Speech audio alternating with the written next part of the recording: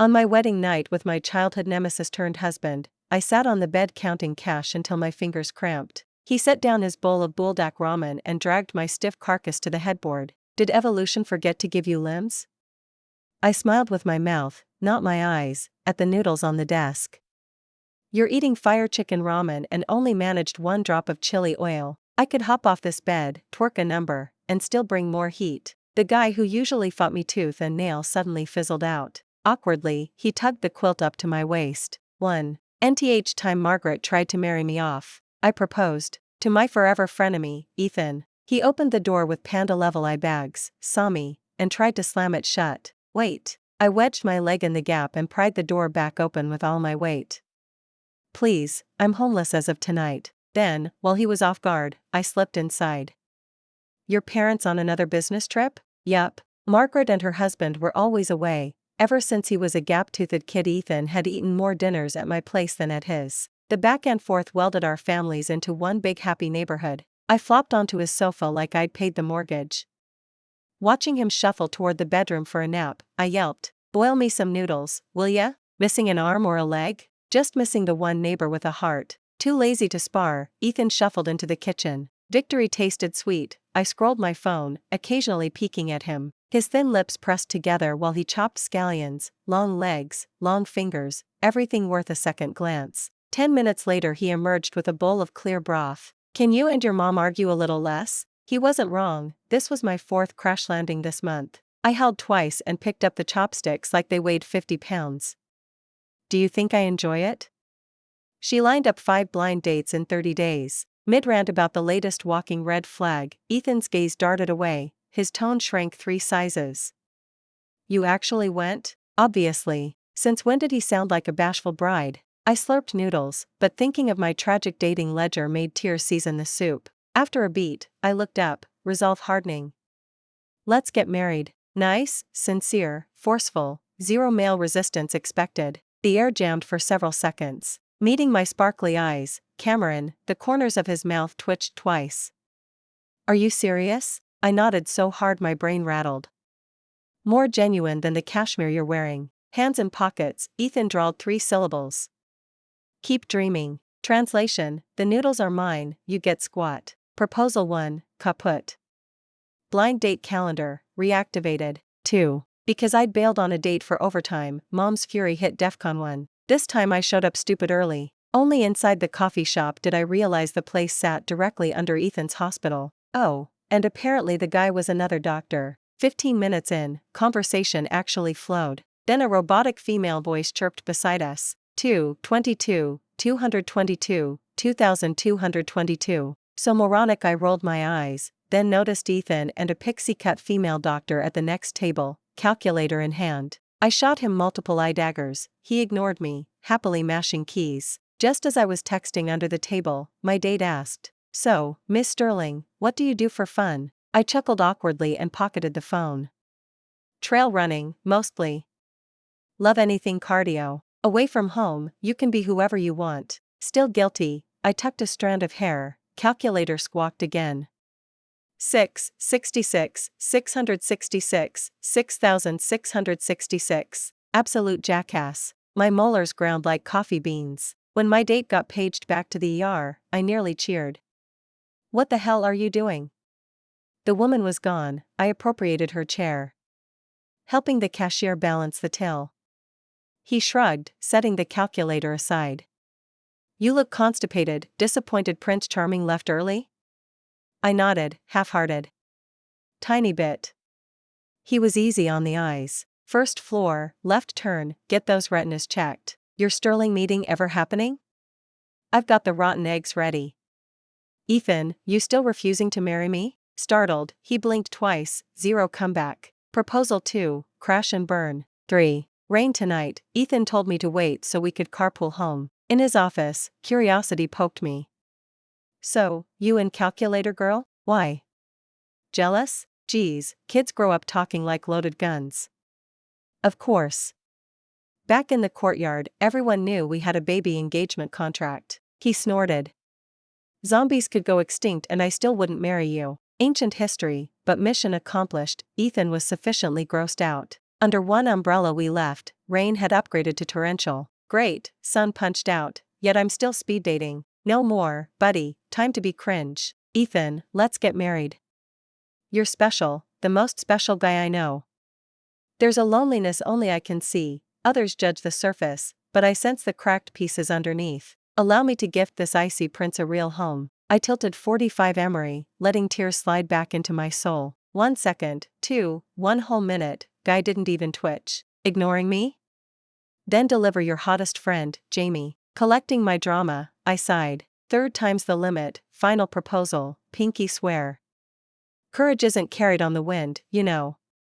Still radio silence, I surrendered. Hurt me? You don't even qualify. Lost in my emo dimension, a low voice cut through. Fine. The instant he spoke, lightning zipped from my scalp to toes. Watching me freeze, he looked down, half grinning. Idiot, you planning to fossilize? Inside the car I stared like a starving raccoon. So the zombies are extinct now? I'm a psychiatrist, not a miracle worker. If you're psychotic, the ER's that way. He didn't deny it, though. Fine, I'll forgive the verbal vomit. Proposal accepted, blind date hell terminated. 4. When Margaret came home, we rushed both sets of parents into one dinner and dropped the bomb. You too, for real? Avery. Mom's grin nearly reached her earrings. I felt a twinge of injustice. She's rooted for Ethan since kindergarten, ladling him extra soup. Yup, Mom.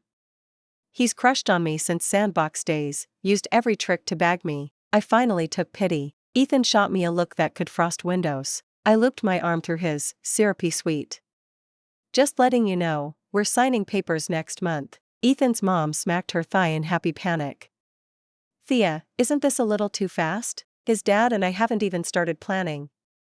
It's all this boy's fault for keeping it under wraps. Not fast at all, Mom.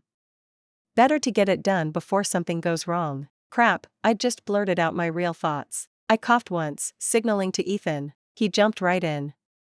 Mom, Thea's just a little impatient, bear with her. We wasted so many years, now we just want to fast forward through the formalities, and be together. I nodded along aloud, then hissed at him under our breath. Why didn't you stick to the script we rehearsed? This idiot keeps smearing my shining image. You didn't follow it either. When did I ever have a secret crush on you? We stood in the living room, needle against needle, deadlocked in argument. To the 4 parents watching, it looked like flirting. Wonderful, future in-laws. Margaret clasped Ethan's mom's hands. I always knew these two were perfect, but Thea was hopelessly clueless. Now it's joy on top of joy. I pinched Ethan's arm. I'm clueless? Avery. Clueless is putting it mildly. You've got a heart sealed in concrete. Haha, so us STEM IT girls are destined for eternal singledom, right? 5. The next month flew by. Physicals, license registration, planning the banquet. So hectic we hardly touched the ground. The worst was the pre-wedding photo shoot. My mom wanted a forest theme. Ethan and I stood in green grass and got eaten alive by mosquitoes. His mom wanted seaside. To attract seagulls they scattered breadcrumbs everywhere, and birds wrecked Ethan's hair. I laughed until my sides hurt. Ethan was ready to explode. 6. Wedding day ran like clockwork, until we reached the bridal suite and saw the clear glass bathroom. Utterly indecent. We stared at each other for ages before he finally spoke. The hospital's been crazy. I only saw the place once and didn't realize it's see-through. Once the temperature rises it'll fog up. The endless rituals left me aching all over. Too tired to care, I grabbed clothes and hopped in. Just as I was about to change into pajamas, I realized Mom had packed a red set that was way too trendy and low-cut. I cleared my throat twice, telling Ethan to dig a decent pair out of my suitcase. No answer. I poked my head out, no one in the room. I called again, still nothing. I threw on underwear and dashed to the case. What are you doing? Ethan walked in, shirtless, hair dripping over his forehead. The towel around his waist hung so loosely it looked ready to drop. Water slid from his hair down his shoulder and along every ridge of muscle. I swallowed instinctively and looked away. Why are you wandering around half naked? Suddenly realizing, I snatched clothes and bolted back into the bathroom. The steam was fading. Embarrassed, I stared at my flushed face in the mirror, oddly unsettled. We'd shared a tub as kids, even slept side by side. Why the nerves? After a pep talk, I walked out coolly. Ethan burst out laughing. Nice look, little pig. I snorted, glancing at my pig print pajamas. Still classier than a guy parading around shirtless. 7. Seeing I was decent, Ethan went in and changed into silk pajamas. He pointed at the red envelopes on the bed. Should we put those away? I hugged them protectively and shook my head. Count first, why ignore free money? Ethan got hungry, rummaged the living room stash, and surfaced with 2 packs of buldak ramen. Want some? I nodded, extra spicy, extra numbing, and kept fingering the crisp bills, totally hooked. If life's going to make me hit a wall, let it be made of cash. 8. A sudden cramp shot through my fingers, my hand was seizing up. Ethan abandoned his bowl to check. Stretch and flex, repeat. My hand had twisted into a chicken foot, useless. He dragged me from the bed foot to the headboard and needed a few pressure points until the spasm eased. Evolution skipped your limbs, huh? You can cramp just counting money? I gave him a dead smile, eyeing the noodles. Those noodles barely got a drop of oil. I could dance right now and still outspice that bowl. Ethan glanced at me, on the verge of saying something, then suddenly tucked the big red quilt around me. His ears were pink. Hey, why bundle me like a rice dumpling? Trying to ban the dance? I kept flexing my fingers, doing rehab. Ethan set the ramen on the nightstand and leaned close. The sudden nearness tripped my breathing. He didn't speak, he simply reached over me, yanked another quilt, and spread it on the window seat. Margaret knows the door code, they could barge in. I'll crash here, not the guest room. Get some sleep, hand cramps mean no late night scrolling. It's not that I love staying up, the night simply needs my dazzling star power. 9. A friend of Ethan's owns a snow resort outside town. With New Year near and our marriage leave short, we decided to slip away. The whole lodge is ringed by snow peaks, each suite comes with a private hot spring deck. Geothermal bubbles gurgle upward through the water. We arrived late today, so after unpacking I cannonballed straight into the spring. 10 minutes later footsteps sounded, it was Ethan. Seeing my face flushed and beaded with sweat, he handed me a cold bottle of water. Dummy, soaking forever without drinking. Planning to suffocate? I rolled my eyes, took the bottle. The swimsuit was last summer's beach purchase, nothing scandalous. But this was my first private soak with a guy, and Ethan's bare torso threw me off. I stared rigidly at the waterline, every peripheral glimpse of him rescorched my cheeks. Lately I'd been blushing at everything, annoying. I slapped my own hot face in frustration. Reading my awkwardness, Ethan scooted a little away and teased, "Shy? No idea what you're saying, pal. Ego much? You could strip naked in front of me right now and I wouldn't bat an eye." 10. Maybe my bravado caught him off guard, his brows lifted, and he pretended to peel off his trunks. I yelped and grabbed his wrist. Are you insane? Indecent exposure in broad daylight, seriously? At my frantic look he finally lost it, eyes crinkling in a laugh. Steam curled around us as he laced his fingers through mine. Keep your hands to yourself. In the end I bolted, because being held by Ethan made my face even redder. After my shower I hunted everywhere, my ID was missing. Figuring Ethan might have used it at check-in, I shouted toward the spring. It's on the desk, inside my wallet. Wallet. I scanned the room, replaying what he'd said. I'd just located it and popped the clasp when a large hand shot over, movements flustered. Inside, a wallet-sized photo flashed by for a second. She looked like a girl, young, with a short haircut. But I've always worn my hair long. Pushing the odd flicker of unease aside, I turned to Ethan. What? He'd already pulled himself together. Calmly he fished my ID out of his wallet. Hang on to it. Don't lose it again. 11. Normally I would have fired back something sarcastic, but today it suddenly felt pointless. When I didn't answer, Ethan spared himself the trouble and walked off to take a shower. I flopped onto the couch and punched a throw pillow 4 or 5 times, then surrendered and opened my phone. Ethan and I have known each other since diaper days. There's no woman in his orbit I don't know. After running through the list, I remembered the woman doctor we'd bumped into at the CAF. She'd had short hair too. Before the wedding we'd brought candy to his department and added a few of his coworkers on WhatsApp. I started with small talk, then asked outright. The reply came fast and enthusiastic, 3 texts in a row. You mean Alex? Of course I know her. She and Ethan started here the same year, they've worked together ever since. But don't worry, sis, Alex is married. After a few more exchanges I pocketed the phone, but my brain wouldn't stop spinning. Married. So Ethan got his heart trampled by the one who got away and grabbed the next warm body. Scumbag. I kicked his suitcase twice, legs still raised when he walked out of the bathroom towel drying his hair. What? Nothing. I sounded sour. He ignored me and headed for the bed. 12. On the third day of marriage, Margaret staged a surprise raid. Since then, Ethan and I had shared a bed. A strict, don't cross this line arrangement. But watching him climb in so casually these nights was suddenly infuriating. Tonight you get the couch. Why? He froze halfway down, then stood back up. He must have sensed something off. He ruffled his hair, at a loss. Embarrassed, I grabbed the first excuse I could. It's my period. The moment the words left my mouth, he exhaled, then said coolly, early this month? Great memory. Thanks. I tossed and turned until I caved and texted my best friend. After pages of ranting, she sent one line. You like Ethan? I shot back, as if. Then why do you care? I stared at the screen, then curled into the blanket and rolled. 13. The next day, wind sharp enough to slice skin, Ethan and I drove to the nearby Pine Resort. A sleepless night had convinced me. This is just a paper arrangement. I have no right to make demands. Ethan learned to ski freshman year and still meets friends on the slopes every winter. By now he's practically Olympic. I clipped into my ski gear and inched onto the bunny hill like a newborn deer. Ethan popped off both feet mid-run. While I sat in the snow after a gentle tumble, he whipped out a smooth 180. Teach me. Hurry, beg. I clung to his sleeve for balance. Please. Only then did he drag me upright and start with step 1, fitting the pads. Watching him kneel to adjust my knee guard, I flinched reflexively. Is this routine? Must have done it for the white moonlight. I pouted, about to slide my goggles on, when a guy waved at me from uphill. Still stuck in that thought, I needed a second to recognize the college face. Zach? Old friends, pure joy in the voice. A few quick lines, and when he said he was heading up, I blurted, dinner tonight? After he left, Ethan drawled, just a classmate. That exciting? I tugged Ethan back onto the beginner slope, muttering, of course. Haven't seen him in 5 years. Under Ethan's coaching I managed shaky runs by noon. Ready for a photo, I caught him glued to his phone. Pathetic, texting the unreachable saint. Whatever, none of my business. 14-inch come on, let's eat. So early?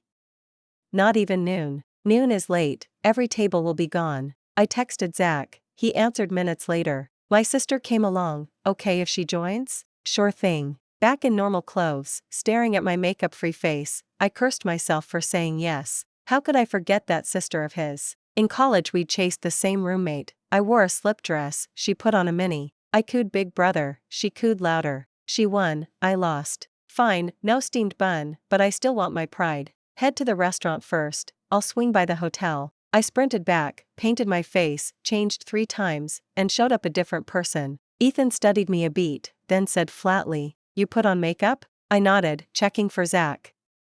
You ran back to the hotel just for that? Problem? Too busy texting to notice Ethan's darkening face, I wrote Zach. Only after I'd speared a dumpling did Ethan speak again. Your friend bailed? Something came up. Disappointed? I thought, then gave a small nod. Little bit. All that effort for no audience. In a forgotten corner, Ethan's face turned one shade darker. 15. We were supposed to stay longer, but one of Ethan's autistic patients regressed and refused any other doctor, so we headed home early. End-of-year chaos kept our schedules opposite, back to polite coworkers. That same week I sensed a shift in him. Before snow he'd still text no matter how busy, now he'd gone cold. Plus the overnight disappearances, coming home reeking of whiskey. Unacceptable. His coworker finally spilled, Alex was getting divorced. Guess he's busy prying that door open. My brain cycled through wild scenarios. No answers. I dragged myself to my best friend's place and drowned in wine. After a monologue of sobs I wailed, this bad, huh, you actually like him? I jerked out of her arms, calm. For real? I nodded, blew my nose. I'd thought all week and finally saw the map. Unwilling or not, the truth was I cared. A lot. When did you fall? No idea. Maybe recently, maybe ages ago. This crisis just spotlighted it. Whatever, plenty of fish, might as well stay cool. 16. The day after I left my best friend's place, I swung by my lawyer and had a set of divorce papers drafted and left on the table. When I got home from work that night, Ethan was already sitting bolt upright on the couch, the papers in his hand. What's this supposed to mean? A thin, stinging ache threaded through my chest. I pretended to be lighthearted. Divorce. I've thought it through. I don't want to just muddle through life with you. The air in the living room felt as if it had frozen solid. Ethan snapped out of his daze, a rim of red circling his eyes. You're sure? I'd already changed out of my work clothes and was heading for a pen when a sudden dizziness hit me. I swayed, and a pair of steady hands caught me. Ethan pressed his palm to my forehead and sighed in resignation. "You're burning up." "You didn't notice? Was I?" "So I had a fever, no wonder I'd felt like a wrung-out rag all day." "We'll table the divorce for now. First stop, the hospital." 17. He stuffed me into 2 puffy coats before he felt reassured, then drove me to Riverdale General. My head stayed foggy the whole way. When I next opened my eyes, I was lying in a hospital bed. "You're awake?" A gentle female voice drifted in. Then she lightly laid her hand on my forehead. She smelled amazing, soft and fragrant. I looked up, intending to say Jamie, but the words came out jumbled. "Is this what warm jade in the arms feels like?" Suddenly, I never wanted her to move her hand. Only when I noticed the badge clipped to her white coat did I realize this was Dr. Cole, Ethan's so-called white moonlight. The guy really did have taste. Dr. Cole's brown bob brushed her shoulders as she smiled down at me. Sunlight wrapped around her like a private filter. "Thea, you're up?" All at once Ethan came puffing in, shattering the peaceful scene. "Jamie, Alex." After Dr. Cole left the room, I reluctantly tore my gaze away and turned to Ethan in disgust. No wonder he never sealed the deal. He doesn't deserve her. Seeing my pout, he frowned and tugged the blanket higher. "Quit glaring. Feeling lousy now, are we?" The warmth on my forehead hadn't faded. Ignoring him, I mumbled, "Is Alex divorced?" 18. Once the 4 finished, I could be discharged. I lay there for hours untangling my thoughts. If something isn't meant for you, you can't force it.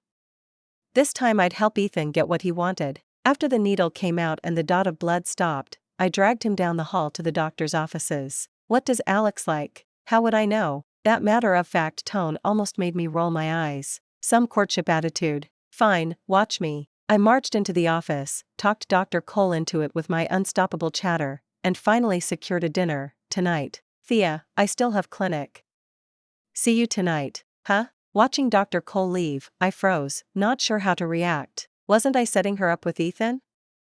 Why am I invited? Back in the car, Ethan shot me a sideways glance, something like resentment in it. "Excuse me, who am I doing all this for?" He still hadn't stuck the key in the ignition when, after a beat, Dylan spoke. "You want the divorce because of Dr. Cole, huh?"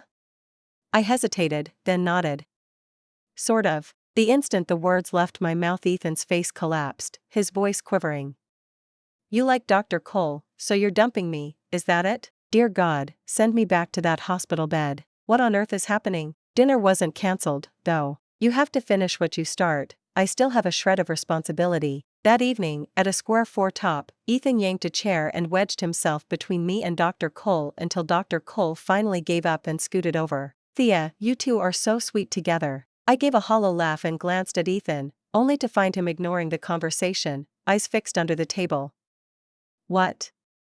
"I'm making sure you're not secretly holding hands beneath the tablecloth." Throughout the meal, I grilled Dr. Cole about her tastes while Ethan kept refilling his wineglass. I'd meant for him to play gentleman and drive Alex home, instead he got wasted first. "Hey, wake up." I hauled him home, switching positions every half block. The guy clamped onto me so tightly my hands were pinned, I couldn't even key in the door code. Ethan buried his head in the hollow of my neck, his scorching breath setting my heart skittering. 19. "Gee, get off," I stammered, shoving him hard so I could open the door. I'd barely flopped onto the sofa when Ethan's arms shot out and locked around me from behind. "I don't want a divorce," he mumbled, resting his head on my shoulder. His grip was suffocating. I tried to wriggle free, but the strength gap was hopeless.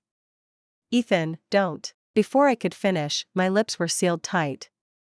MMPH. Resistance was useless. He leaned in. I couldn't budge him and was pressed backward onto the cushions. My legs were already turning to jelly. His nose brushed nearer. I instinctively shut my eyes, but nothing I expected happened. The weight on me vanished. Ethan strode to the bathroom. He threw up. The clock hands had crawled past 12. At this hour, some people gaze at the sea, some are being loved, and some are still retching in the toilet. 20. When I woke the next morning, breakfast was ready. Spotting the figure bustling in the kitchen, I forked up a bite of fried egg. Will he cook like this for Dr. Cole after we split? The thought sent me gulping porridge. Once we divorce, it'll be back to mystery meat dumplings from the corner deli. Better appreciate this while I can. Slow down, it's not your last meal. Can't be sure of that. The apron he wore was the pink kitty one I'd tossed into the cart during some sale. On Ethan it looked weirdly right. Yep, textbook perfect house husband vibes. Catching me zoning out, he cleared his throat. Last night, I didn't do anything, did I? Huh. I flashed a 2-second fake smile, recalling the human fountain in the bathroom.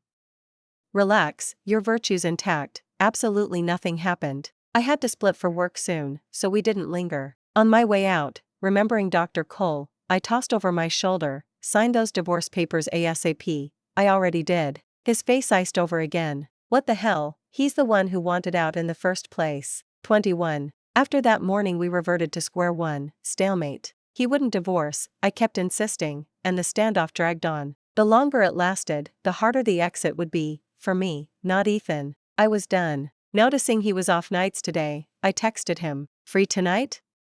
Let's talk." Okay. I'd already taken leave. Figuring this might be the last supper, I hit the supermarket. I wanted to do it right. We'd lived together almost a month, and Ethan had cooked every meal. I followed online recipes and slaved away for 3 hours. By 8:30 4 dishes and a soup ringed the table. Of course fate intervened, Ethan got an emergency patient. Overtime. I couldn't eat all this alone. Deciding conversation was conversation no matter where, I packed the food and headed to the hospital. Alex? I rounded a corner and ran into Dr. Cole.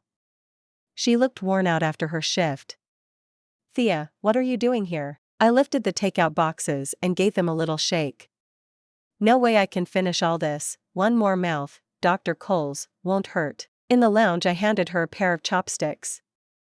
Jordan, this is really good. Yeah? I rubbed the back of my head, apparently my first attempt at cooking hadn't bombed. 22. Throughout the meal Dr. Cole kept glancing at her phone as if she were waiting for a text. When she caught me looking, she turned her hand so the diamond on her ring finger flashed in plain sight. My husband.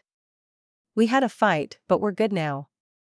TSK, Ethan's attempt to poach was doomed. I was shaking my head in pity when Dr. Cole suddenly flushed and blurted, awkward, Thea, I heard what you guys said earlier, but I'm married. It's not happening. Dr. Vance is great, though. Seeing me frozen, she tugged my sleeve. But a quick handhold is fine. 2 seconds later she dashed out, mumbling that her ride was here, leaving me tangled on the couch.